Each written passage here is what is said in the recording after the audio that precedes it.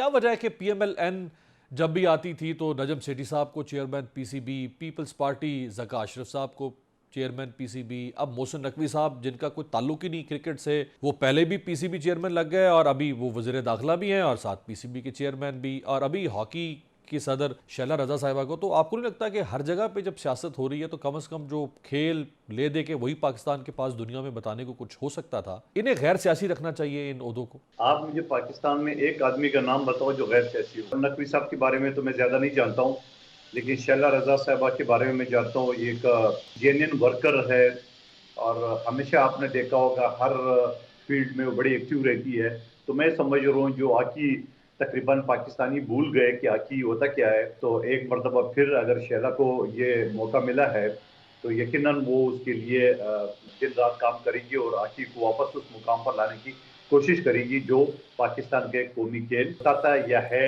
समझे ना, इस वक्त तो क्रिकेट ही लग रहा है पाकिस्तान का कौमी खेल। वाडा साहब की निशिस्त खाली हुई थी, अगर मैं गलत नहीं हूं तो आप ही वहां से रुकने कौमी असम्बली बने थे ज़िमनी इंतखाब में। वाडा साहब ने बहुत बुरा भला कहा है जरदारी साहब को भी, पीपल्स पार्टी को भी, करप्ट चोर। इमरान खान के दौर में नहीं, उसके बाद भी और आज के दिन तक। अब अगर पीपल्स पार्टी उनको सेनेटर बनाती है तो ये क्या फैसला होगा? जितना फैसल वाडा साहब ने पीपल्स पार्टी के खिलाफ बोला होगा, उससे ज्यादा हमने उनसे निमटे भी। हमने कौमी असम्बली का सीट भी छीन लिया उससे, हमने सेनेट का सीट भी उनसे छीन लिए, नायल करा दिए उसको हमने। मैं तो फैसल वाडा का फैन न हूँ और मैं तो उसको अपना पीर समझता हूँ। मेरे मौजूदा इलेक्शन में उन्होंने इलेक्शन से पहले मुझे बता दिए कि ये सीट जो है ना वो मुस्तफा कमाल साहब को दे दी गई है। मैं बड़ा हैरान था कि यार मैं 8-10 जलसे दिन में करता हूँ, पूरा का पूरा बलदियाती निजाम पीपल्स पार्टी के पास है, हमने ये सीट जीता हुआ है ऑलरेडी। मुस्तफा कमाल साहब जुमे की नमाज के लिए आता है, मस्जिद में क्राउड में तस्वीर खींच के चला जाता है, वो कैसे जीतेगा? ये अचानक, मतलब उन्होंने इलेक्शन भी कौमी असम्बली का कंटेस्ट नहीं किया और वो बाखबर आदमी जिस तरह आप कह रहे हैं, और वो खबरें कहाँ से आती रही उनके पास, वो भी बहुत सारी चीज़ें नज़र आती थी। तो अब पीपल्स पार्टी का उनके साथ खड़े होना, ये क्या होगा? मेरे ख्याल में जो आपने माजी की बातें बताई है, उन्होंने पीपल्स पार्टी को बुरा भला कहा, हमने 2 सीटें उनसे छीन ली है। तो मेरे ख्याल में सियासी इख्तिलाफ इस हद तक होना चाहिए, इससे आगे नहीं बढ़ना चाहिए। आज अगर वो हमारी लीडर से आसिफ अली जरदारी साहब से मिला है और वो कहता है मैं उनका बेटे जैसा हूँ, तो हमारे लिए तो खुशाइन बात है। हमें उस सारी चीज़ों को भूल जाना चाहिए।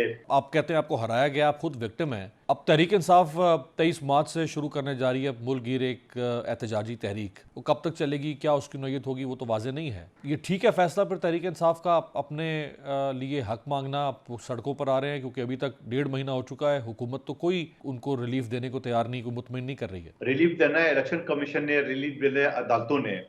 क्या पख्तूनख्वा का इलेक्शन जो है इमाम काबा ने कराया या इसी इलेक्शन कमीशन ने कराया जिस पे एतराज कर रही है? मुझे फॉर्म 45 से इख्तिलाफ है पूरे पाकिस्तान के हल्कों से। उसकी वजह ये कि मेरे हल्का एन 242 में रिटर्निंग अफसर ने, आर.ओ. ने प्रिजाइडिंग अफसरान से पहले ही फॉर्म 45 ब्लैंक लिया और ब्लैंक लेने के बाद उसके ऊपर रिजल्ट जैसे उसको हुक्म मिला, उन्होंने रिजल्ट इसी तरह किया। मेरी पार्टी के सेक्रेटरी जनरल ताज हैदर साहब ने इलेक्शन कमीशन को लेटर लिखा कि ये जो 2 यूनियन कौंसल है वो बड़ा एहसास है, माजी में 259 मजदूरों को जिंदा जलाया गया, जो कि एमक्यूएम के मुस्तफा कमाल से मैंने माना भी है कि हमारे लोग हैं मुल्जिमान, हमें उसको बचाना है। लेकिन इलेक्शन कमीशन ने कोई उसके एक्शन नहीं लिया। 25 से 30 हजार बैलेट पेपर आप कहें तो मैं आपको दिखा सकता हूँ, और जो काउंटर पार्ट समेत हमारी जालों ने पोलिंग स्टेशन की गेट पे 20 रेंजर्स की मौजूदगी में उनसे छीने हैं। मंदो खेल साहब, तो ये कहीं ऐसा तो नहीं कि आपकी कुर्बानी मांगी गई है कराची से कि ये सीट हमें चाहिए मुस्तफ़ा कमाल के लिए, मुस्तफ़ा कमाल को देनी है,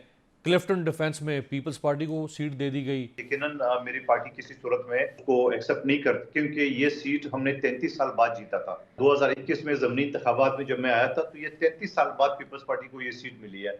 तो मैं नहीं कह सकता हूँ कि पीपल्स पार्टी ये सीट दे सकती है, क्योंकि ये एक बड़ी पुरानी हमारी ख्वाहिश थी और हमने हासिल कर ली है वो सीट। और मैं ये भी आपके तौर से कहूँगा, मुस्तफा कमाल के साथ हमारी कोई हमदर्दी है न हो सकती है, क्योंकि इसने हाँ। मेरे सदर आसिफ अली जरदारी साहब को वोट भी नहीं दिया सदरती, और वोट देने से पहले जिस तरह वो शर्तें लगा रहा था, जिस तरह कर रहा था, तो वो सारी चीजें तो खालिद मकबूल सिद्दीकी ने मान ली है।